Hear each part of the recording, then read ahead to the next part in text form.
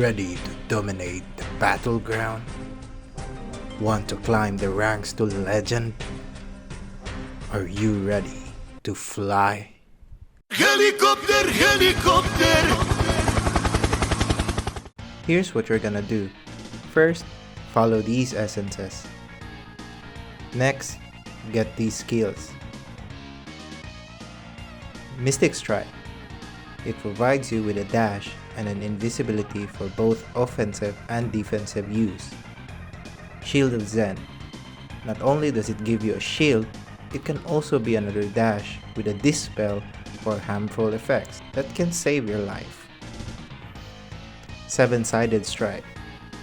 It's a damage dealing skill while you're close with the enemy, and also a skill that reduces the damage that you take. Cyclone Strike. This skill provides you with Helicopter, helicopter! damage reduction and some move speed when combined with set items. These 4 skills have one thing in common, and that's survivability. With 4 skills that give you survivability, it would normally be difficult to kill you unless you are extremely outmatched in terms of resonance and combat rating. Mystic Strike combined with Shield of Zen can give you multiple ways to outplay your opponents and also escape precarious situations, so use these dashes well. Seven-Sided Strike combined with Cyclone Strike can give you a decent amount of damage reduction. Cyclone Strike also gives you immunity to knockback. These skills give you the ability to go up front against enemies and be able to survive long enough to defeat them. Paragons. Set your Paragon to Brawler and activate these specializations. The most important part of this Paragon is Rugged. Size and maximum life will give you the mobility and tankiness in order to make this build work. You can adjust the other Paragon points at your discretion. Another Paragon that you can use is Gladiator. The most important point for this Paragon is Cheat Death. But only take this Paragon if you don't think you're going to survive in the battlegrounds. After all, the point of having 4 survivability skills is to avoid death.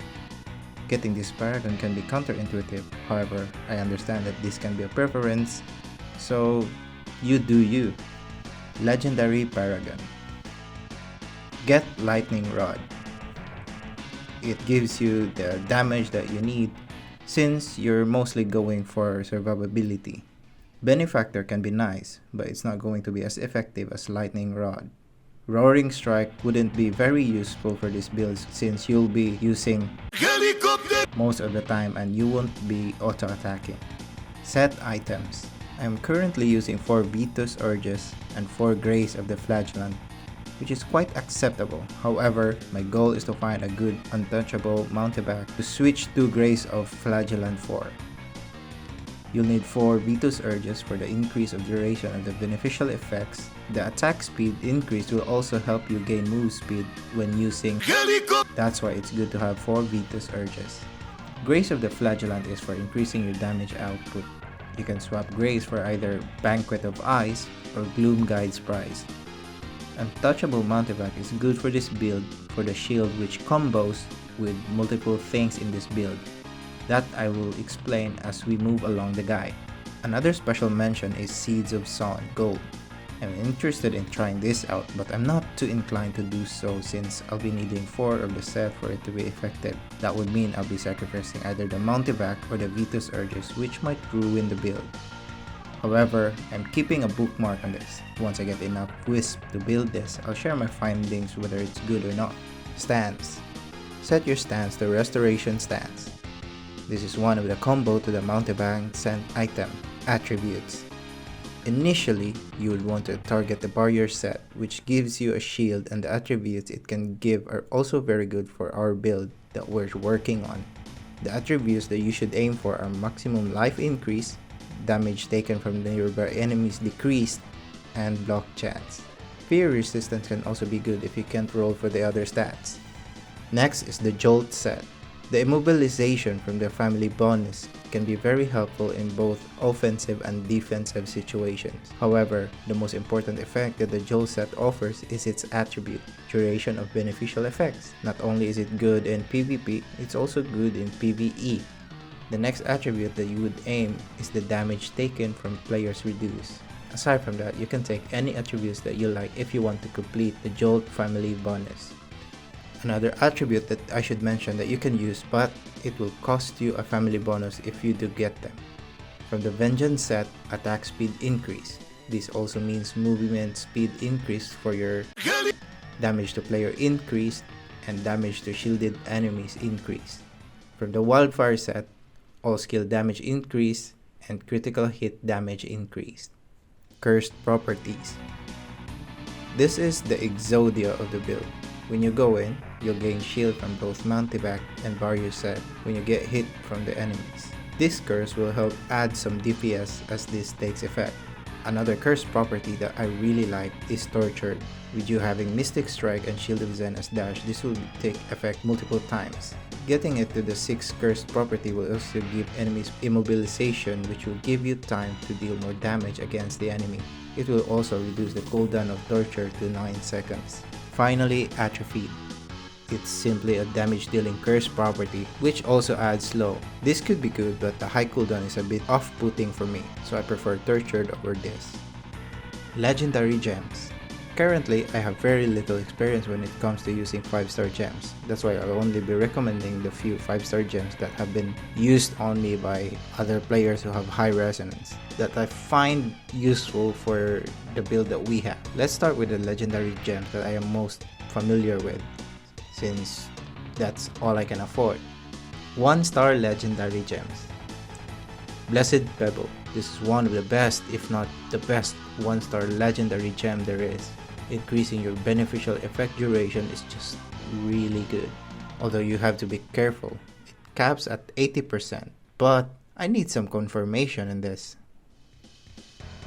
Everlasting Torment. This increases your DPS by a very good amount.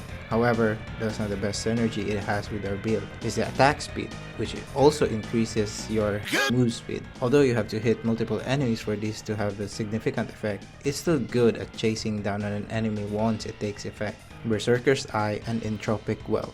Both gems are good for increasing your damage output. Another special mention is Trickshot Gem. This is normally only good for open world farming, but if you can maintain your using this gem and run around the battlegrounds, well, that sounds kind of fun. You can combo this gem with Seeds of Sun set item and maybe it's gonna be good. 2-star legendary gems. Battle Guard.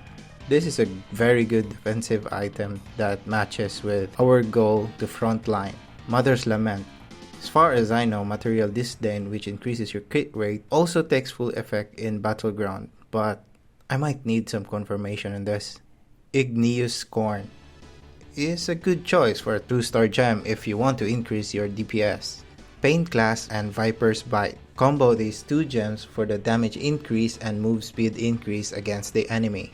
Another special mention is the Tear of the Comet. First, I was skeptical about this, but then the game gave me this one during the Mirrored Gem event, so I tried using it, and the more I use it, the more fun it gets. There are times when I couldn't reach the enemy, but this takes effect, giving the poison status to the target, and then slowing it down, and then I could just catch up with the enemy. If only I have Pain Clasp as well, I would have increased my move speed enough to reach the target. 5-star legendary gems. These are all the 5-star gems that I would recommend. Aside from Blood-Soaked Jade, I haven't used the other 5-star gems, so it wouldn't be right for me to try and explain any of it. These are all just theory crafting from my part, so take it with a grain of salt. Additional notes about this guide. I am currently at 38,000 combat rating with only 600 resonance. I reached my legend rank at 500 resonance at around 37,000 combat rating, but if I can do this, you should be able to do the same as well. Unlike barbarians, monks would easily become useless when it gets matched up against players who have higher combat rating and resonance. However, against players of around the same level and resonance, monks definitely have a good chance of fighting other classes. So there you have it, a very detailed monk PvP guide. I hope you learned something from this guide. I spent so many nights trying to come up with this guide, so if you want more of these kind of videos, you can subscribe to my channel. Don't forget to like the video if you got something from it, and comment any questions that you have down below.